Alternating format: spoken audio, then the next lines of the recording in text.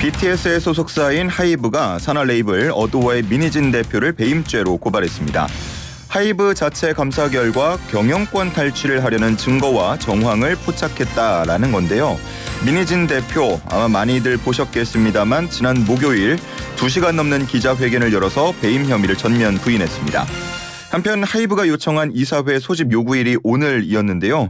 민희진 대표가 소집에 불응하면서 어도어의 임시주총이 법원의 심문을 기다리고 있습니다. 자, 법조계에서는 어도어 민희진 대표의 배임죄가 성립될지 또 민 대표와 하이브 사이 계약이 부당한지에 대해서 주목을 하고 있는데 자, 이 사건에 대해서 오늘 사건 앤 피플 한번 다뤄보도록 하겠습니다. 오늘도 손정혜 변호사와 함께하겠습니다. 안녕하십니까? 안녕하세요. 손정혜입니다. 예. 자, 뉴스를 통해서 워낙 많이 나오고 또 좀 연예계 기사다 보니까 많은 분들이 관심을 갖고 있긴 한데 이게 내용적으로 보면 좀 어렵다는 분들이 많아서 오늘 잘 좀 정리를 해 주시면 좋을 것 같습니다. 일단 감사부터 민 대표의 기자회견 또 하이브의 고발까지 어떤 일이 있었던 건지 좀 정리를 부탁드리겠습니다.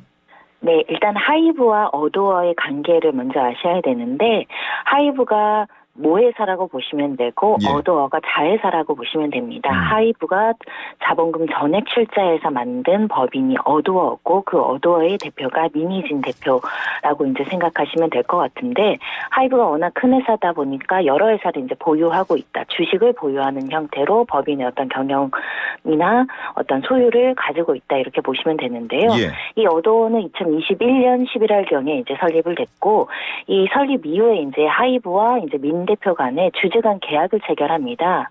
주된 내용은 이제 주식을 20%를 민 대표에게 이제 양도를 해주면서 한 그 당시 시세로는 한 35억 원 상당히 이르는 지분을 양도를 하고 이 회사의 경영을 이제 일정 부분 대표이사로서 맡기는 형식이고요. 예. 나중에 민 대표는 2%는 직원들한테 줘서 이 어도어의 주식 18%는 민 대표가 보유하고 있고 80%는 하이브가 가지고 있습니다. 그 과정 속에서 이제 민 대표가 지난해 12월부터 이 주주 계약서의 내용을 좀 변경하자, 재협상하자 이렇게 요구를 하기 시작을 했고 그 협상 과정 중에 이제 서로의 의견이 맞지 않다 보니까 이제 갈등이 시작된 것인데요. 예. 그 과정에서 하이브는 민 대표가 우리 경영권을 탈취하거나 업무상 배임을 했다라고 주장하고 있고 민 대표는 오히려 하이브가 이런 내부적으로 문제가 있다라고 이제 내부 고발 형태의 폭로가 이루어지는 것인데 예. 그 가장 중요한 것은 이 주주간 계약서상 이 풀옵션을 행사해서 그 주식을 대파할 권리와 관련해서 가치 산정 기준을 기존의 13배에서 30배로 이제 올려달라 이런 여러 가지 이제 금전적인 갈등, 어떤 가치 평가의 갈등 이런 게 있었던 상황이고요. 예. 그 과정에서 이제 하이브는 이 민 대표와 관련해서 업무상 배임이나 여러 가지 부적절한 행위가 있었다라고 이 민 대표를 해임하기 위해서 이사회를 소집했으나 이 어도어는 이거를 거부했고 그래서 지금 법원에 임시주총 소집 허가를 하이브 측에 이제 신청한 상황입니다. 예. 지난 1년의 과정들을 잘 설명을 해 주셨는데 일단 하이브 측은 감사를 해봤더니 민희진 대표의 개인 메신저에서 경영권 탈취의 정황이 보였다라고 밝혔고요. 이에 대해서 민 대표는 그저 회사원의 대화일 뿐이다라면서 부인을 한 상황입니다. 일단 지금까지 드러난 정황만 봤을 때 민 대표가 배임을 실행한 건 아니라고 볼 수도 있을 것 같은데 모의 정황이라고 봤을 때 이 정황만으로 업무상 배임죄가 성립될 수 있는 겁니까? 일단 본인도 어도어의 주주이고 대표이사니까요. 어도어의 어떤 경영권을 하고자 하는 의사는 확보했던 것으로 보이고 예. 경영권을 가져오기 위한 수단은 결국 주식을 매수하는 방법밖에 없거든요. 그래서 여러 가지 경위로 이제 경영권을 확보하겠다라는 의지는 합법입니다. 다만 방법이 불법이면 처벌할 여지가 있는데 지금 카카오톡이나 여러 가지 대화 내용만으로는 실제 회사에게 손해를 가하면서 본인에게 이익을 줄 구체적인 어떤 법률 행위가 없었다. 예. 그러니까 우리가 예비 음모죄는 살인이나 강도 아니면 처벌하기 어렵거든요. 설사 배임의 고의가 있었다고 하더라도 현재 드러난 상황만으로는 업무상 배임죄로 처벌하기가 좀 어려운 측면이 있고요. 예. 특히 이제 보통 업무상 배임죄 같은 경우는 경쟁 회사에게 이제 영업 비밀을 유출을 한다던가 회사 자산을 저평가해서 판다던가 이런 구체적인 회사에 손해를 끼치려는 그 의도가 있어야 되거든요. 의도뿐만 아니라 실행행위. 근데 지금 단계에서는 실행에 착수했다고 보기는 어려운 상황입니다. 예. 앞서서 사건 개요를 설명해 주실 때에도 말씀을 해 주셨지만 어도어의 지분이 어쨌든 20% 그 직원들까지 합쳐서 20%가 민 대표의 보유라고 본다고 하더라도 이 지분 구조상 경영권 탈취가 불가능하다라는 시선들이 있거든요. 이거 어떻게 보면 됩니까?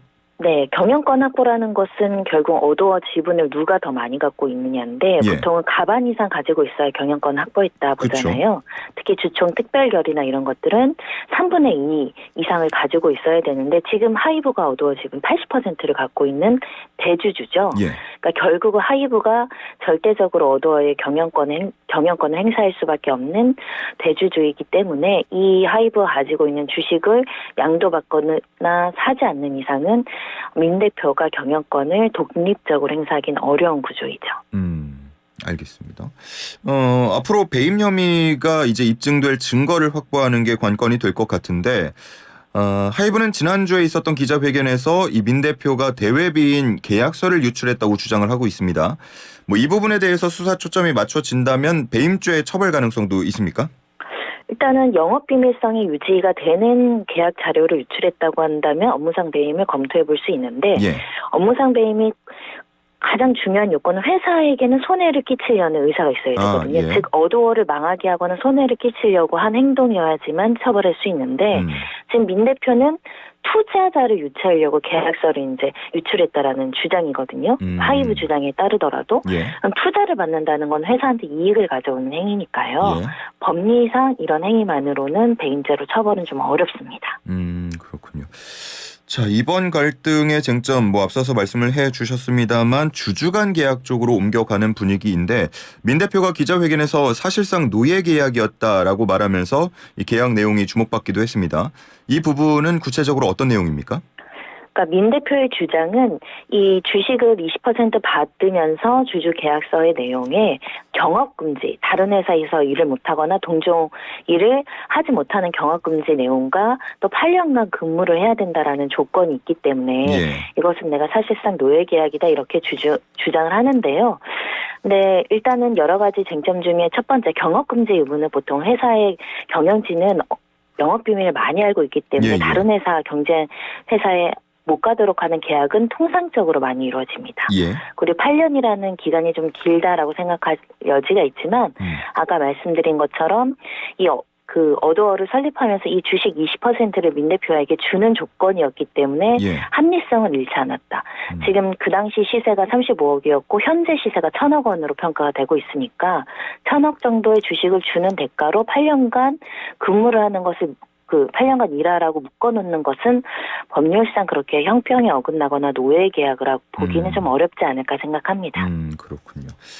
자, 민희진 대표가 기자회견을 가진 이후에 하이브 측에서도 반박 입장을 내놨는데 이 계약 내용과 관련한 하이브의 주장은 어떻습니까?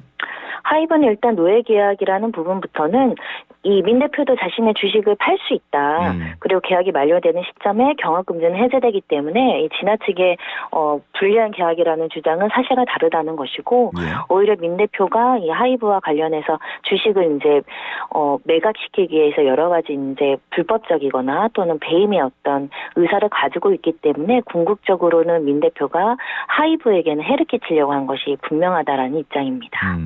앞서서 얘기해 주신 그 풋옵션에 대한 설명도 조금 더 해주시면 좋을 것 같은데요. 풋옵션이라는 것은 주식을 내가 가지고 있다 팔 때 보통은 이거를 원하는 가격에 팔 수 없는데 특정한 시기에 원하는 가격으로 파는 조건으로 이제 할 수 있는 권리를 말하는 것인데요. 계약서상 13배, 그러니까 그 영업이익이 13배면 굉장히 큰 돈이죠. 예. 13배로 이제 팔 수 있는 권리를 풋옵션으로 이제 계약을 했고 민 대표는 이것을 30배까지 늘려달라는 건데 지금 시장 가치로는 1,000억 원에 되팔 수 있는 권리를 이제 2,700억 원 까지 이제 올려달라라는 이제 쟁점으로 서로 조율을 하다가 갈등이 악화된 상황으로 추정이 됩니다. 그렇군요. 자, 지금 상황을 보면은 또 다시 이사회 소집 요구 이 부분이 쟁점으로 떠오르고 있는데 하이브는 민희진 대표가 스스로 사임할 걸 촉구하는 모양새고요. 민 대표는 또 이 이사회 소집 요구에 대해서 거부하면서 양측의 분쟁이 확산하는 분위기입니다. 하이브가 임의로 이사회를 열 수 있는 부분입니까? 상법상 주주는 그 특정한 어떤 그 결의 그 숫자만 넘으면 예. 법원을 통해서 이사회에 소집할 수 있는 권한이 있고 법원에서 특별한 사유 없이는 없는 한 소집 허가를 해줄 가능성이 있기 때문에 주총은 열린다 이렇게 보셔야 될 것 같고요. 이사회도 열린다 이렇게 보셔야 될 것 같고 결국은 하이브고자 하는 것은 민희진 대표가 어도어의 경영권을 행사하는 게 부적절하기 때문에 민희진 대표를 해임하는 결의를 하고 싶어 하는 거거든요. 예. 여기서 주주의 어떤 3분의 이상의 어떤 결의 요건이 행사가 되면 실제 민희진 대표는 주식을 갖고 있으면서도 이 어도어의 경영권을 뺏길 수 있는 이사직에서 해임될 수 있는 상황에 처해 있다 이렇게 보시면 됩니다. 그렇군요. 알겠습니다. 한편 그 하이브와 민희진 대표 간의 내홍이 커지면서 온라인 커뮤니티에서는 또 하이브가 어떠한 사이비 종교 등과 연관이 돼 있다라는 의혹도 확산하고 있다고 하는데 하이브가 이 의혹에 대해서 법적 대응을 예고했다고요. 그렇습니다. BTS 이름도 나오고 여러 가지 이제 억측성 기사나 내용들이 나오고 있는데 허위 사실이라는 것이고 강력하게 법적 대응한다고 하기 때문에 이 현재로선 사이버 종교에 어떤 식으로 연관돼 있다라는 구체적인 정황이나 근거 없는 상황에서 무분별하게 의혹을 확산하는 것은 경계해야 되고요. 예. 이걸 또 조직적으로 유포하는 사람이 있다고 한다면 처벌받을 가능성이 매우 높아 보입니다. 이번에 이 갈등을 보면서 결국은 소속 아티스트들에 대한 걱정도 커지고 있습니다. 뭐 실제로 여러 이름들이 언급이 되기도 하는데 이런 부분들이 2차 피해로 이어질 가능성은 어떻습니까? 일단 이미지 훼손이 불가피할 수 있기 때문에 사실은 이 지금 두 회사 모두 다 어찌됐든 아티스트들의 연애 활동을 지원하거나 도와줘야 되는 입장이거든요. 예. 근데 오히려 회사 간 또는 대표 간 갈등이 이어지면서 이 아티스트들에 대한 이미지가 좀 추락할 여지가 있다. 그래서 법률적으로 싸우는 건 싸우더라도 언론전을 통해서 또는 보도를 통해서 이렇게 이제 소속사에 소속된 연예인들에게 해를 끼치는 행위는 이제 좀 중단해야 되는 게 아닐까라는 생각도 들고요. 예. 이건 순전히 대표 간의 주주들 간의 싸움이나 경영권 확보를 위한 싸움이니까 사실 아티스트 분들하고는 상관없는 내용일 수 있습니다. 그래서 이 분들을 공격하거나 또 댓글로 악플 쓰는 것은 허용돼서는 안 될 것 같습니다. 예. 그런 연장선상에서 궁금한 게 이게 뭐 앞으로 뉴진스 멤버들의 선택이 갈등의 변수가 될 수도 있다 이런 얘기가 나오는데 이거는 어떤 얘기들입니까? 그러니까 뉴진스가 어찌됐든 소속사와 계약 관계로 묶여서 계약 기간이 있지 않겠습니까? 예. 근데 계약 기간이 끝나고 나서 어느 회사와 또 재계약을 할지는 굉장히 중요한 문제이기 때문에 워낙 경제적 가치가 큰 아티스트이다 보니 재계약을 누구랑 어떤 방식으로 하는지도 굉장히 중요한 내용인데요. 예. 그래서 민희진 대표는 내가 뉴진스에 상당한 기여를 했기 때문에 나의 아티스트로 나의 경제적 가치가 있다라고 주장할 여지가 있지만 법률적으로는 뉴진스가 개별적으로 판단할 수 있는 거죠. 이 멤버들이. 예. 그런 면에 있어서는 뉴진스가 지금 이 상황을 어떻게 보고 있고 내가 앞으로 같이 갈 어떤 이제 계약 해지 소송을 하는 요구했는데 이준석 개혁신당 대표는 박정훈 수사단장이 무죄가 나오면 정권을 내려놔야 할 것이다. 뭐 이렇게 강하게 경고하기도 했습니다. 이 부분에 대해서 뭐 많은 분들이 보도를 통해서도 잘 알고 있겠지만 공수처가 조사 중인 최상병 사망 사건 그리고 수사 외압 의혹 다시 정리를 한번 쭉 해주신다면요. 네, 2023년 7월경이죠. 안타깝게도 해병대 소속 최상병이 이제 실종자 수색 작업 중에 이제 장비 등이 미흡해서 급류에 휩쓸려서 사망한 사건입니다. 예.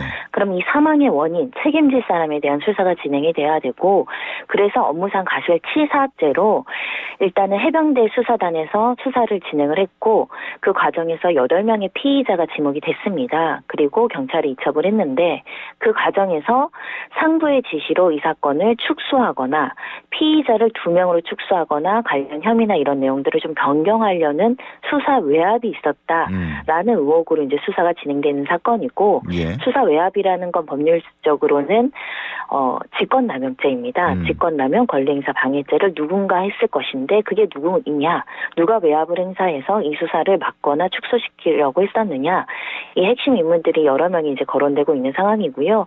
일단 현재는 공수처에서 수사가 진행되고 있습니다. 예. 주요 핵심 피의자에 대한 첫 소환 조사도 이루어졌는데 유재은 법무부 관리관 어떤 혐의를 받고 있습니까? 일단 지난해 이제 최상병 사망 사건 관련해서 이제 수사했던 박정훈 전 해병대 수사단장에게 여러 번 전화해서 연락해서 이 주요 혐의자 빼라, 제명 빼라 이렇게 이제 압박, 외압을 줬다라는 혐의를 받고 있는 상황이고요. 예. 특히 이제 경찰에 이첩된 수사 기록을 이제 회수하는 과정에도 개입한 의혹을 가지고 있어서 어떻게 보면 중간책으로서 외압을 실행했고 전달한 사람으로 유 관리관이 지목이 된 겁니다. 뭐 또 이름이 많이 언급이 되는 게 김계환 해병대 사령관 등인데 이 윗선에 대한 수사 외압과 연루된 피의자들은 어떤 혐의를 받습니까? 마찬가지로 직권남용 권리행사 방해죄가 적용될 수밖에 없는 것인데요. 유 관리관을 통해서 예를 들면 경찰 관계자나 대통령실의 의견이나 외압을 전달한 것인가 예. 이런 혐의를 받고 있다라고 보시면 될 것 같고 예전에 박정훈 전 수사 단장이 그 뭐 김사령관으로부터 뭐 부대 VIP 그러니까 뭐 경로했다 이 관련한 내용들을 들었다 이런 주장을 하고 있거든요. 예. 이 내용이 사실인지 아닌지를 이제 수사하는 과정입니다. 그렇군요. 그러면 지금 이런 조사대로라고 한다면 임성근 사단장 같은 인물들에 대한 조사까지도 이어지는 겁니까? 순차적으로 단계별로 이어질 수밖에 없는 상황이고요. 그래서 박진희 전 국방부 군사보좌관, 김계한 해병대 사령관, 신범철 전 국방부 차관, 이종섭 전 장관 등 여러 그 관련자들에 대한 조사가 순차적으로 이루어질 것이라고 예상되는 상황입니다. 순차적으로 이루어질 것이다. 알겠습니다. 지금 야권에서는 특검법으로 처리하자 뭐 이렇게 예고를 하고 있는데 특검법 처리가 된다면 공수처에서의 수사는 어떤 식으로 진행이 됩니까? 특검이 꾸려지고 실제 수사가 진행되기까지는 시간이 필요할 수밖에 없기 때문에 예. 그 시간까지는 공수처가 수사를 하는 거고요. 특검이 이제 발효가 돼서 수사가 개시가 되면 공수처는 수사를 중단하고 그동안 수사했던 기록은 모두 특검으로 넘기는 그 절차를 걷게 됩니다. 그래서 일단 공수처가 수사를 하되 또 이제 특검이 도입되면 또 특검에서 수사를 하게 돼서 앞으로 특검이 진짜 발효가 될지 지켜봐야 되는 상황입니다. 예, 그렇군요. 그렇게 되면 또 새 공수처장에 대한 주목도도 높아질 수밖에 없는데 최근에 오동훈 후보자죠, 지명자 관련해서 어떤 입장이 있었습니까? 일단 법과 원칙에 따라 성실하게 수사할 생각이다 이렇게 입장을 밝히고 있는데요. 국민들은 이 사건이 벌써 2024년이면 작년부터 발생한 사건인데 예. 수사가 너무 지지부진하다라는 목소리가 있어서 이 성실하게 수사하는 것도 필요하지만 신속한 수사도 필요하지 않을까 생각해 봅니다. 알겠습니다. 자, 오늘 여기까지 듣겠습니다. 고맙습니다. 감사합니다. 네, 지금까지 손정혜 변호사와 함께했습니다.